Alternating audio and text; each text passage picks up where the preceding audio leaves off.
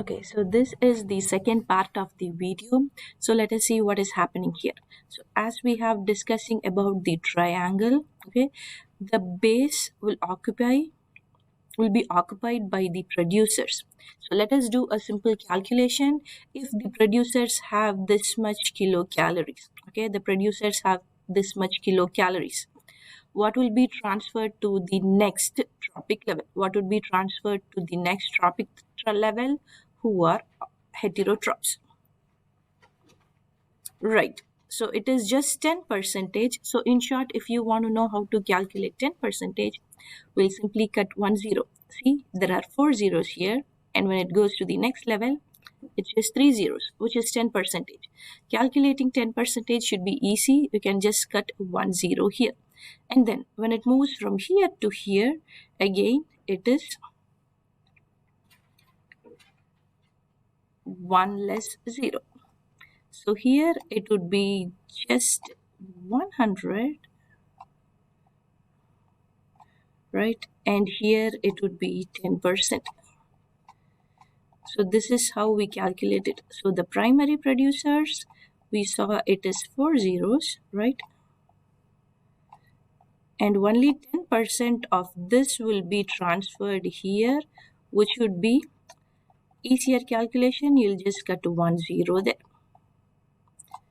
That is it. So every tropic level, only 10% will be transferred. That is how the energy flows in the ecosystem.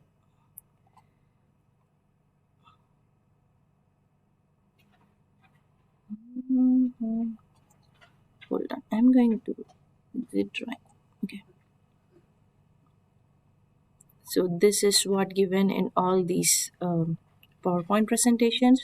You just need to know all the producers will be here, all the herbivores will be here, and carnivores, animal eating animals. Okay, animal eating animals which are carnivores will be here, and tertiary consumers or omnivores, the higher level, will be on the fourth level.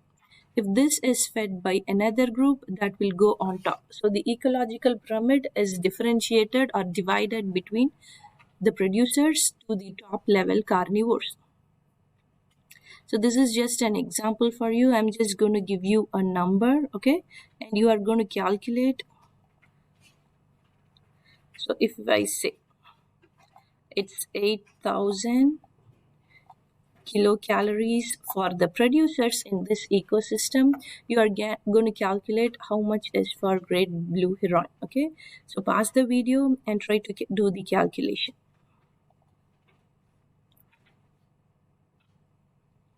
So coming to the next topic, which is food web. So we have been talking about food chains. Food webs are a little bit complicated, but it has the same thing similar to food chain.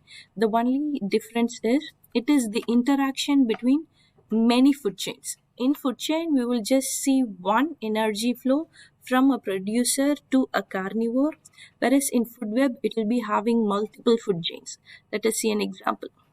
See here, if we talk about the food chain, we can say a green plant or a producer is eaten by a goat, by a jackal, and the jackal is eaten by a lion. So here, this is one food chain. This is one food chain. In the same ecosystem, here is another food chain, right? So food web is nothing but more than one chain which is present in the ecosystem. In nature, green plant is not only eaten by the goat, but it's also eaten by the rabbits and mouses, which is present in the same environment. So food web is just the interaction between many food chains. So you'll see so many food chains in one food web. That is it. So where does all life's energy comes from? So the primary source of energy is the sunlight. So the energy from the sunlight goes to the plants, who does the photosynthesis, and then to the animals, and it keeps going. So if the sun is the major source of energy, how does every living thing receive energy?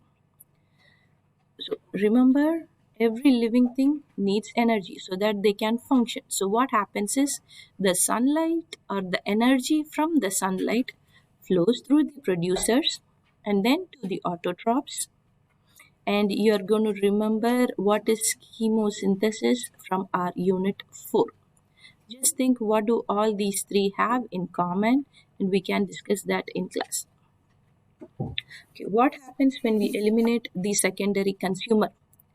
For example, consider if there is the secondary consumer is gone. So secondary consumer is the snakes here. If they are gone, what happens next? What happens is the primary consumer population increases.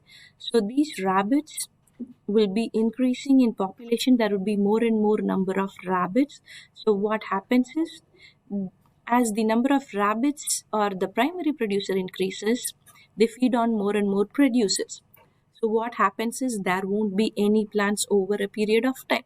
When there is no plants, again it affects the primary consumers.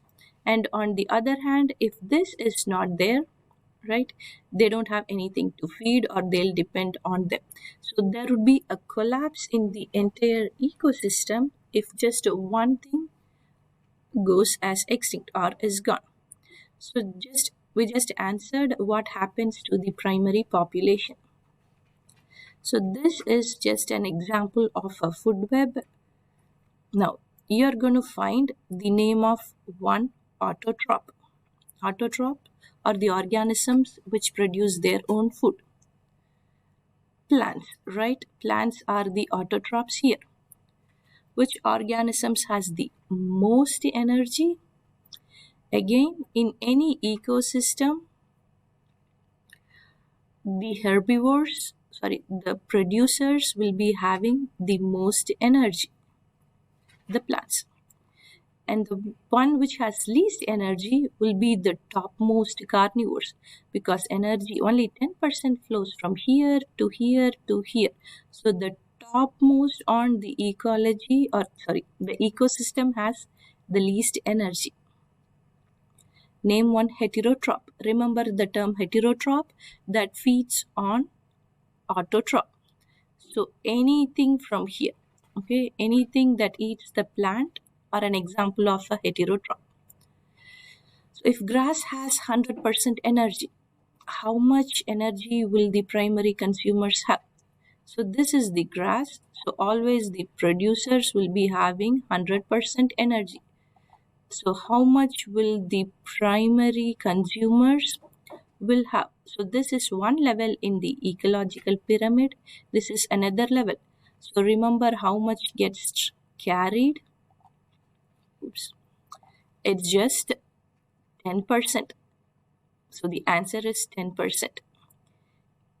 If the fly has 500 kilocalories of energy, how much energy will the eagle have? Okay, so here it says the fly has 500 and